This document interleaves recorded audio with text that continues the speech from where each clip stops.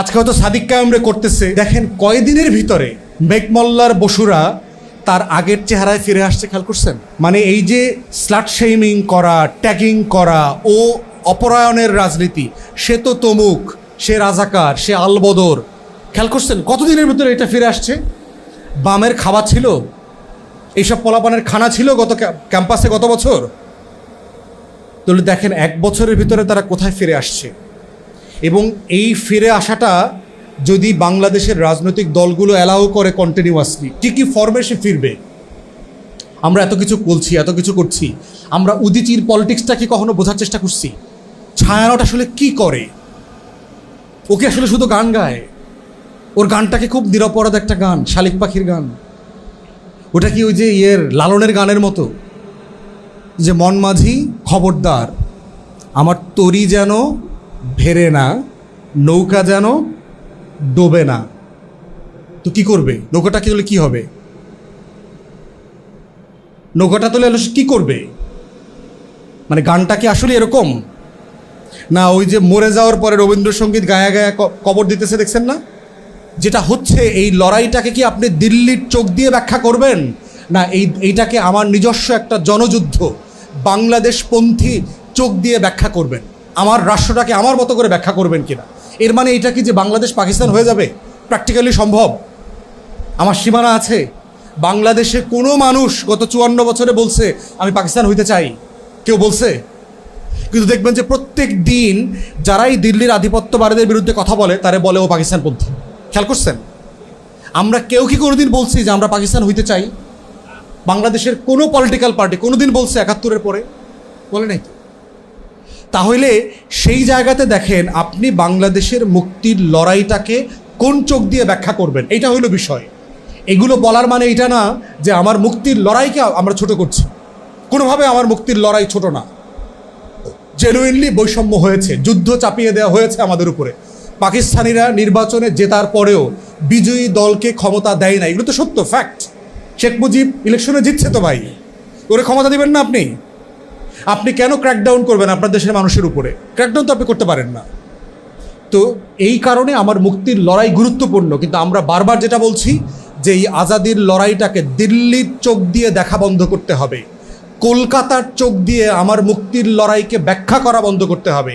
এবং এই ব্যাখ্যা করার যে রাজনীতি, যেই রাজনীতির পাটাতনের উপরে দল দাঁড়ায় থাকে, পন্থীরা তৈরি হয়, এইটা না বুঝলে যেটা হবে, 24 নিয়ে এমন বেশি রিগ্রেট করবে। আমরা যারা 24-এর কর্মী ছিলাম, আমাদেরকে লজ্জায় পড়তে হবে যে আমিও ছাত্রলীগ ছিলাম মনে হয় কোনো এক সময়, আমিও মনে হয় আসলে আমার ভুল বুঝাইছে।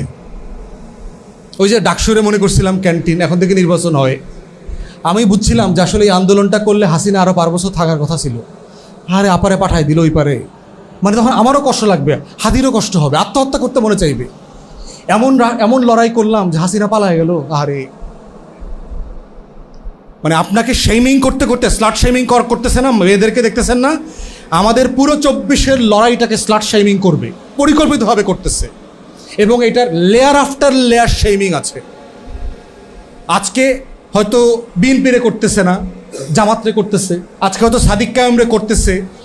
দেখেন কয়দিনের ভিতরে মেঘমল্লার বসুরা তার আগের চেহারায় ফিরে আসছে। খেয়াল করছেন? মানে এই যে স্লাট শেমিং করা, ট্যাগিং করা ও অপরায়ণের রাজনীতি, সে তো তমুক, সে রাজাকার, সে আলবদর।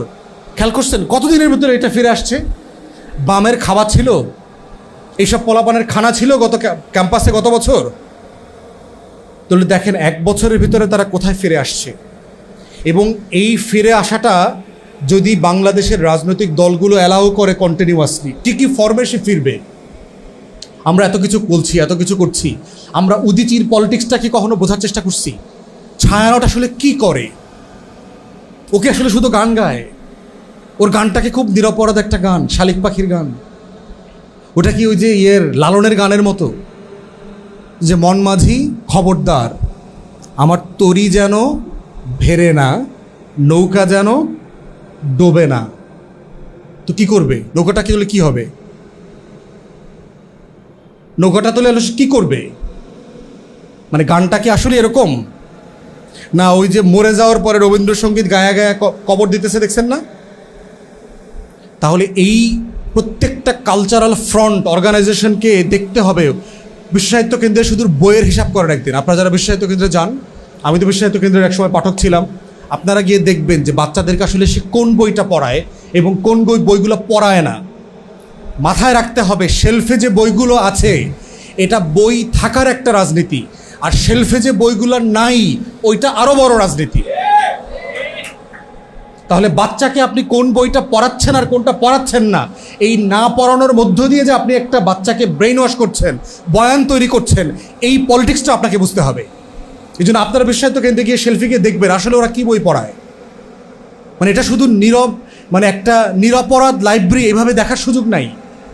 এরকম যারা ছবির প্রদর্শনী করতেছে, এক্সিবিশন করছে, সে আসলে তার লড়াইটা কি, সে আসলে কি করে। তাহলে এই 24কে কেন্দ্র করে আমার প্রত্যেকটা কালচারাল ফ্রন্টকে নতুন করে চ্যালেঞ্জ করতে হবে, তাকে নতুন চোখ দিয়ে দেখতে হবে যে কেন পাঠ্যপুস্তকে এই লেখকের বই পড়ানো হচ্ছে, এই লেখকের কবিতা পড়ানো হচ্ছে, এই লেখকের প্রবন্ধ পড়ানো হচ্ছে, কিন্তু আমার আজাদির লড়াইয়ের শত শত বছরের পক্ষের কোনো গল্প নাই কেন। আমার ব্রিটিশ বিরোধী আন্দোলনের একজন হিরো যারা ছিল, নায়ক যারা ছিল, একজনের গল্প নাই কেন। সূর্য সেন, প্রীতিলতা ওয়াদ্দেদারের নামে কতগুলো হল আছে হিসাব করেন তো। সূর্য সেন আর প্রীতিলতার নামে কতগুলো হল আছে সারা বাংলাদেশে, শুধু হিসাব করেন। আল্লামা ইকবালের নামে হল থাকতে পারবে না কেন? হোয়াটস রং? হাবিলদার রজব আলীর নামে হল নাই কেন? সিরাজউদ্দৌলার নামে হল নাই কেন? কেন নাই? সমস্যা কোথায়? কখনো প্রশ্ন করছেন? মানে হলের নাম আছে, ঠিক আছে, ফাইন, কিন্তু অন্যটা নাই কেন? এবং প্রীতিলতার নামে হল করতে হবে এইটা নিয়ে এই দেশে তো আন্দোলনও হয়েছে। তাহলে সূর্য সেন প্রীতিলতাকে, ক্ষুদিরাম দেখছেন না, একবার কি জানো ওর গান বানাইছে না, হ্যাঁ, একবার বিদায় দে না। তাহলে আমার সিরাজউদ্দৌলা নিয়ে গান নাই কেন? তাহলে যারা গত শতাব্দীতে হিন্দুত্ববাদী রাজনীতি করছে, আজকের বিজেপির রাজনীতি করছে, তাকে বাংলাদেশের তরুণদের কাছে, যুবকদের কাছে আইডিয়াল নায়ক বানানো হচ্ছে। আর সিরাজউদ্দৌলাকে বলা হচ্ছে কাপুরুষ ছিল, নারী আসক্ত ছিল। দেখবেন সিরাজউদ্দৌলার টাইটেলগুলো দেখবেন, সিরাজউদ্দৌলা সার্চ করেন, খুবই দুর্বল শাসক ছিল, এ আসলে পতনের উপযোগীই ছিল। ফ্রেমিংটা দেখেন, এই ফ্রেমিংটা হচ্ছে বয়ান, এবং এই ফ্রেমটা কে করছে, এই ক্যারেক্টারগুলো বোঝাও আপনার জরুরি। কোন কোন বাংলা পত্রিকা, কোন কোন ইংরেজি পত্রিকা। একসময় আমাদের ছোটোবেলায় আপনার ওই মৃত্যুর পরে না ফেরার দেশে চলে গেছে এরকম কোনো কথা শুনি নাই কোনো দিন। উনি ইন্তেকাল করেছেন এবং ব্রাকেটে ইন্না লিল্লাহি ওয়া ইন্না ইলাইহি রাজিউন লেখা থাকতো। এখন কি লেখে বড় বড় পত্রিকাগুলো? না ফেরার দেশে চলে গেছেন। দাফন কাফন লেখে না, কি লেখে? শুধু শেষকৃত্য না, লাশরে কি বলে? সব বলে, মরদেহ বলে, খেয়াল করছেন? লাশ বলে না। তাহলে দেখেন এই যে শব্দের মধ্য দিয়ে আমার প্রত্যেকটা শব্দের সাথে কিন্তু আমার বিশ্বাস, আমার লড়াই, আমার ইতিহাসের পরম্পরা জড়িত আছে। ইন্তেকাল শব্দ কি শুধু একটা ইন্তেকাল, একটা ওয়ার্ড, একটা শব্দ না? এটা একটা ফিলিংস, এটা একটা আমার লড়াই, আমার বিশ্বাস, আমার সব কিছু জড়িত আছে। আমার কালচার, আমার তাহাজিব তামুদ্দুন সব কিছু জড়িত না এই শব্দের সাথে। ইন্তেকালের মানে কি? শান্ত করা। এই জন্য আরবরা যখন দেখেছি, আরবরা বলে, অরুকের নাম বলে ইন্তেকালা ইলা রহমাতিল্লাহ, তিনি আল্লাহর রহমতের দিকে চলে গেছেন। আমরা যারা পরকালে বিশ্বাস করি, আমরা তো না ফেরার দেশে বলতে চাই, ওইরকম দেশ নাই তো, আছে? ওই রকম দেশ থাকলে তো মানচিত্রে থাকতো। না ফেরার দেশ নামে তো একটা দেশ থাকলে তো ওইটা মানচিত্রে থাকতো না। মানচিত্রে এরকম কোনো দেশ নাই তো। তাহলে যেই দেশের নাম মানচিত্রে নাই সেটা দেশ হয় কিভাবে? দেশ মানে তো যেখানে গিয়ে বাস করা যায়। তাহলে ওই দেশটা তো বাস করার মতো দেশ না। বাস করার মতো দেশ হইলে তো ওটা মানচিত্রে থাকতো।